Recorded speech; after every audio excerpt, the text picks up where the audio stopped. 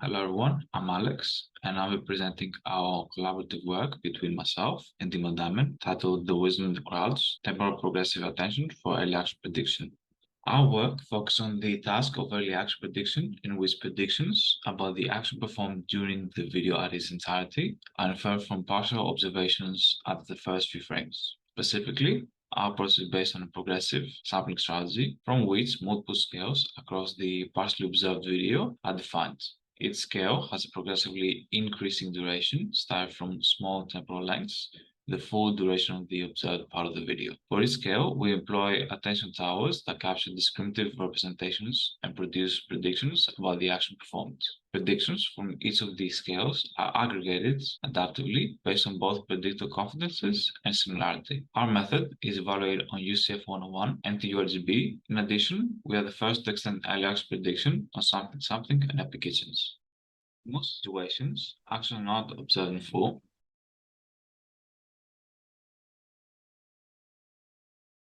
Instead, we have accurate predictions about the actions that have been performed, despite not observing the completion of the action. Overall, we are very good at educated guesses. In computer science, this relates to the direct matching hypothesis. Based on an observed action, we focus on kinematic information. So our understanding of action is done in a predictive, not reactive manner. And we use amount of memory to track back motions in order to finally predict the action being performed. Some simple examples with given possible actions that have been performed.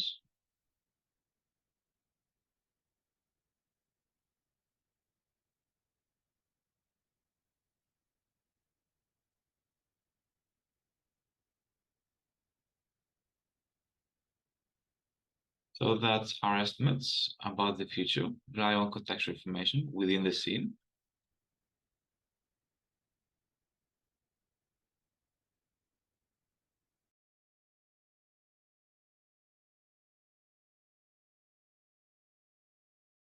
As well as based on motions performed.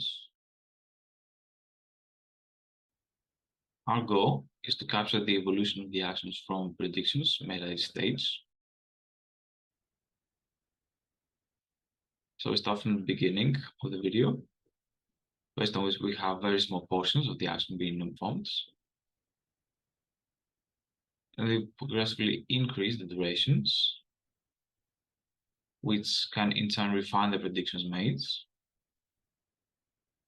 And this is done across the entire observable part of the video. Given an observable part of the video, we start with the definition of scales. It always includes a progressively longer portion of the video. We use a fixed encoder for special temporal embeddings at each scale. And we use a stack of attention operations, which we term towers, and attend over the encoder embeddings to discover scale-specific discriminative features.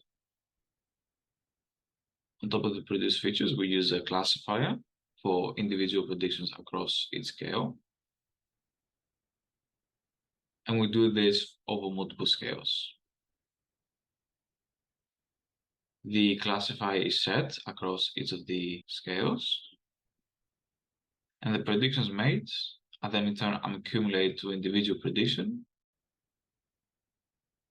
Transformer towers include an initial cross-attention bottleneck to share information across scales, followed by a stack of self-attention layers. As predictions are made across multiple scales, we require to aggregate them.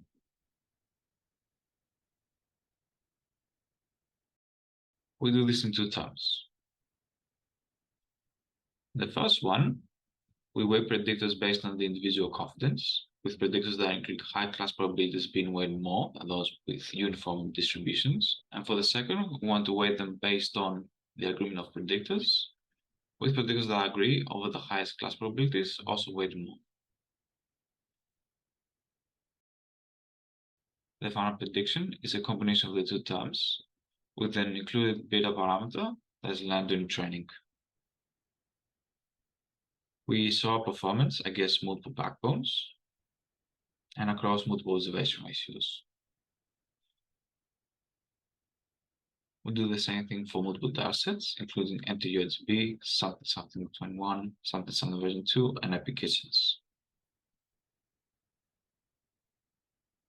In addition, we provide ablations on UCF 101. Part of the ablations includes the strategy used for defining the scales, as well as the aggregation fraction used for the predictor aggregation, as well as weight sharing across attention tower classifiers.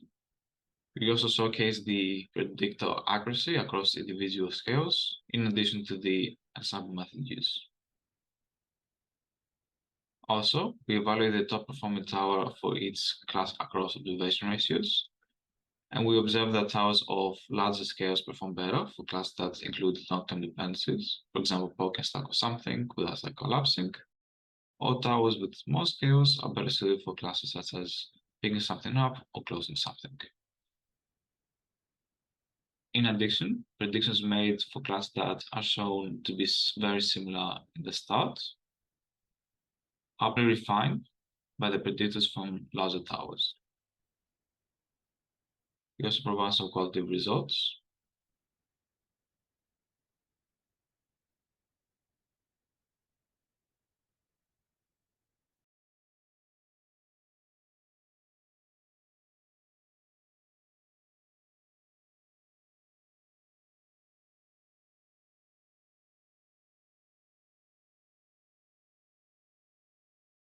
And our links to the project webpage and GitHub codes are also available.